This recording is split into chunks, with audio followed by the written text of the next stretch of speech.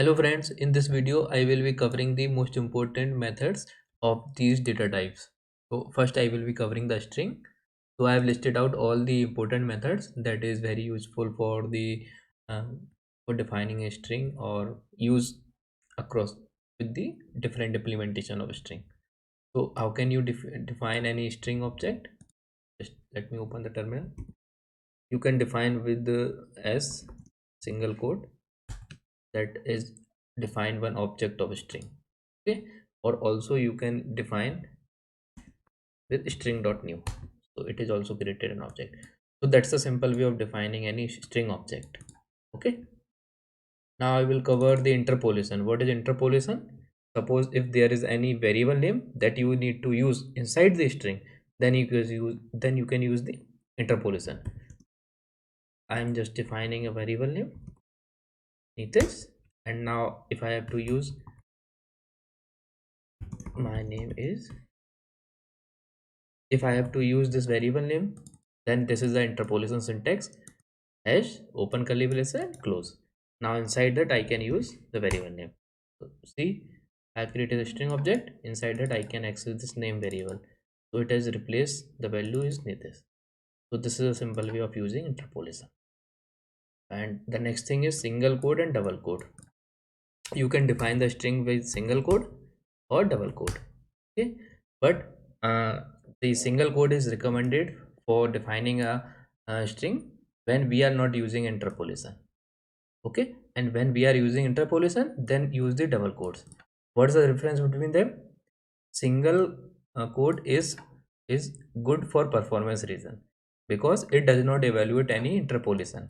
But if we define the double quote, then it evaluates the interpolation. So if there is no need of interpolation, then go for this. This is much more uh, it is a good in performance. So that's the difference between them.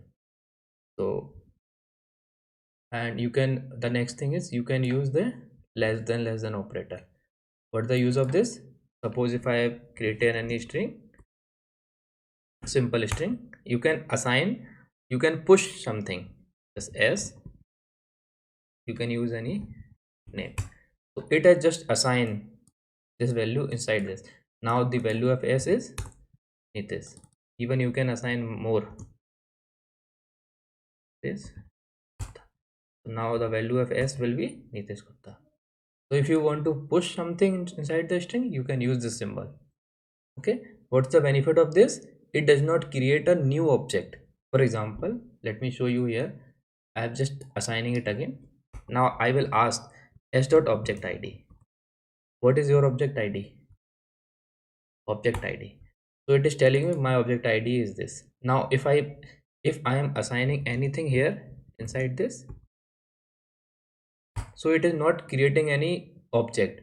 Now if you again ask the what is your object id, it will give you the same. It has not created a new object. Okay, but if you use any other operator like plus operator, just let me show you that str here.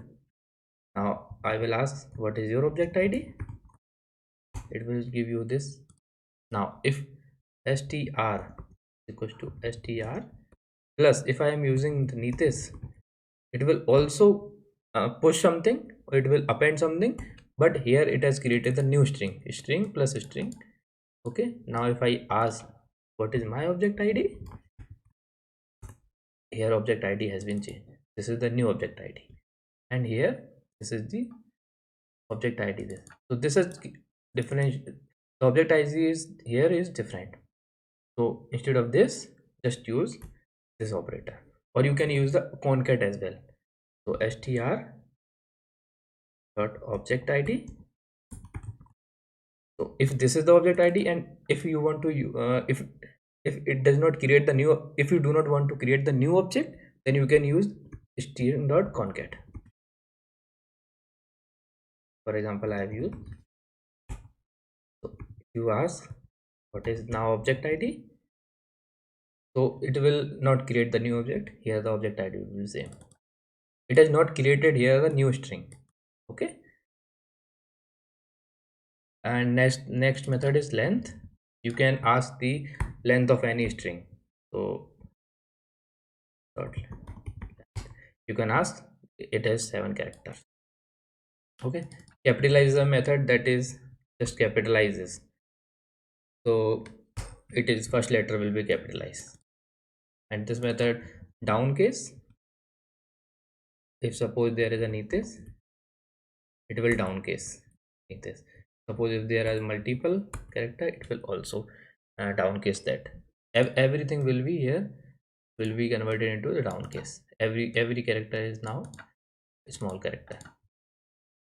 Now upcase, if you want to use, yeah, upcase, it will just, every character will now be upcased on here. You can see that.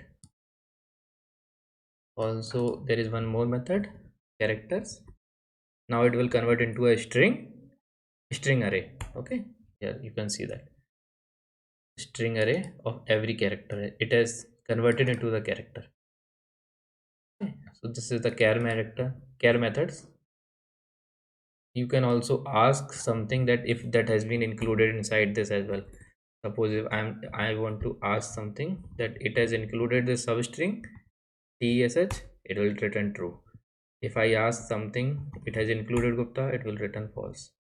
So it will just ask if these substring is inside in this, that as well is present or not. I can ask the n letter is present, it will return true. So that's the purpose of this include. I can ask if the string is empty. For example, if I ask here, it will return if this is string is empty. Yes, it is empty. But if it is contain something, it will return false. That is very helpful. To symbol, let me cover it later, but I will split first. I want to split something. Neetesh Gupta. Let me. My name is. I want to split this with some character. You can define anything here. Split. Suppose if I have to separate this whole string with the space. Okay, so I will give here one space. Now I will split it. So every string will be separated by this this empty space. Now my name is Neetesh Gupta. I have split it this.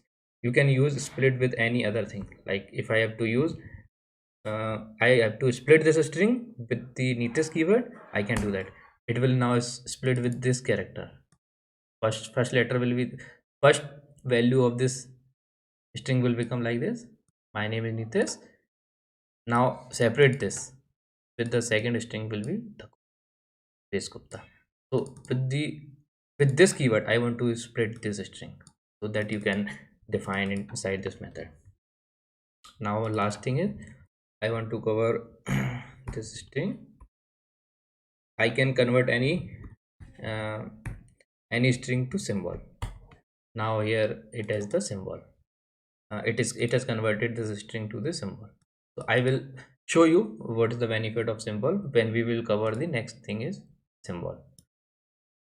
Also, if you want to explore the full documentation of the string methods, you can just go to here and you can access all of these methods like sub, gsub, and all the Ruby methods here, strap, scan, everything, slice, everything you can explore by your own. Okay, the next data type is symbol. So we can define the symbol. Let me just open the terminal. We can define the symbol with this column name. For example, I have defined one symbol Nitesh variable name. Okay, so this is the way of defining any symbol. So what's the benefit of this? That it can be created only once. Okay, so I can ask the what is the object id. If I suppose if I to create the with the suppose I have to create the new symbol with the same name, it will not be created. Okay, for example, if I am pointing here, if I am defining the new variable name, var name. Okay, suppose I have created the new symbol but it has not created this new. These two variables are pointing to the same symbol. Let me ask the object id of this. the object id is same. You can ask. So once the symbol has been created, and if you assign to the different variables, so all these variables will point to the same symbol, because the symbols are stored into the symbol table. Let me ask and create. You can ask with this class and this class method. You can ask all the symbols. You can list out all the symbols. It will list out. Okay, here we have created this Neetesh, so it has stored here. So if you want to see, for example, if I have created this object, this module name, here I have created one constant, one method name, one instance variable, one class variable, one global variable. All these will be stored. Suppose if I have created here, all these will be stored into the symbol table. So I can ask symbol table, just list out. It has created 1 2 3 at the instance variable 4. All these has been created and stored into the symbol table. Okay, now if you want to ask that one dot constants, just list out. It will ask and it will return this 2. How many constants are there? Only one constant. It will list out all this constant in the form of symbol, because it has stored into a symbol, and it will return from this symbol table. Okay, you can also ask the instance methods. How many instance methods? We have only one instance method, so it is returning with the instance method name. So we cannot duplicate. If we want to create another instance method, it will just point out to the new instance method. Also, you can ask the instance variable. It will return this instance variable. You can also ask class variable, global variable. Just let me run one by one. It has returned instance method. You can also ask the class variable. You can also list out all the global variable with this method. But if you want to search 6 in all of these global variable, you can use this grep method. Grep method is just to search this text inside all of this global variable. 6, it is just returned the 6. Okay, now local variable you can also ask, but it does not define any global variable. The custom, suppose if I have defined this number 7, you again ask the local variable, it is listed as 7. So this is the purpose of symbol. Means once you define the symbol, it is stored into the symbol table, and it cannot be created again. It just point to the same symbol. Okay, so whenever we define the module, class or constant, methods, they all just will be stored into the symbol table. That's the purpose of symbol. Also, if you want to learn more about the symbol, just go to the here, and you can just explore the symbols and the usage of symbol and the methods, important methods of symbol. You can just go ahead and explore this. Okay, so that next data type is hash. We can define the hash with single open curly braces, and also we can use hash dot new. With both way we can define new hash. Okay, so there is an old syntax that we can use, hash rocket, to define the hash. This is the symbol of defining the hash rocket. We can use this colon and then variable name. This is the key name, and this is the value, and this is the rocket sign. So this is the way of defining the one key value pair. This is the second key value pair, and this is the way how we can define the new hash. This is the old syntax, but we can also use the new syntax. Just use only symbol name here. Just remove this syntax. Let me replace that.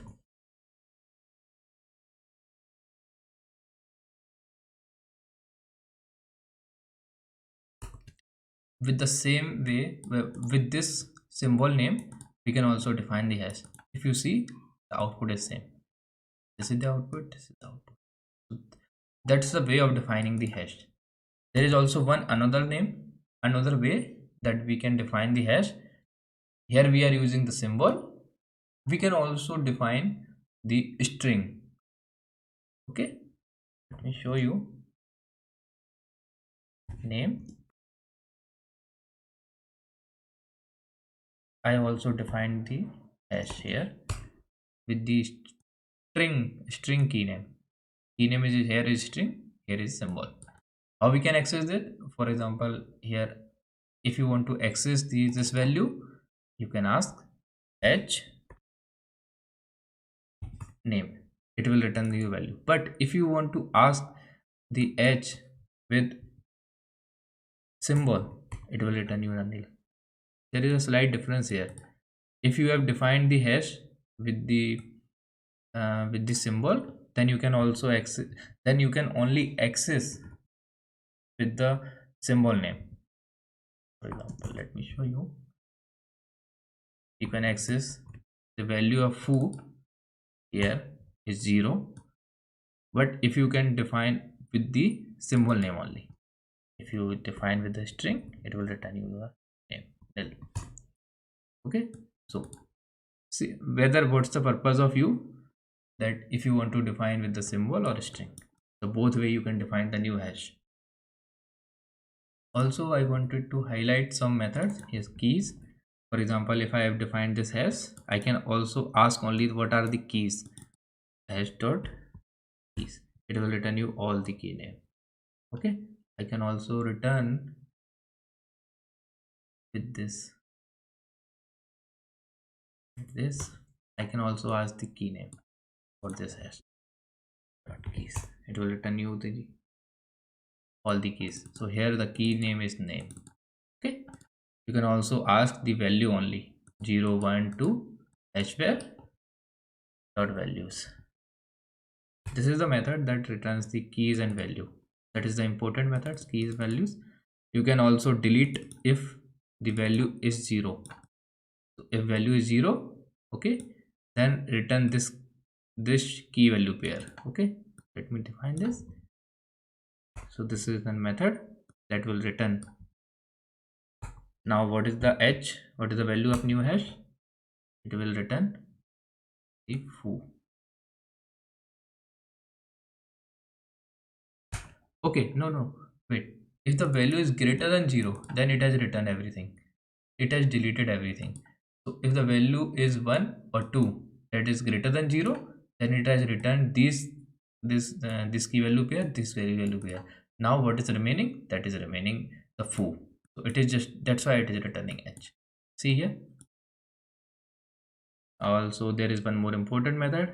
You can also fetch some fetch. There is a key that is a method that we can use to access the value of any key. Okay, if I have defined this hash, let me define again. Okay, and if you want to access h dot fetch, for example, I have to access the value of var, so it will give you the var. But if we want to access another key that is not defined, for example, this is the key but that is not defined, it will return you the error that fetch key is not found. So if you want to access, if the key is not defined, it assigns some default value. So if I can access this, for example, there is a no such value, there is a key name that is no such, then this value will be default, then return this value. Okay, so it will return the default value. Okay, if the key is found, then it will return the value of key foo, for example, and the value it has returned 0. Foo value is 0, so that's why it has returned. If the value is not, if the key is not defined, then it will return this value. That's the purpose of using the fetch method. So that's the most common methods. But if you want to explore a lot of hash methods, you can go to here the dog. You can access all of this method, any, include, hash, every methods you can access it from.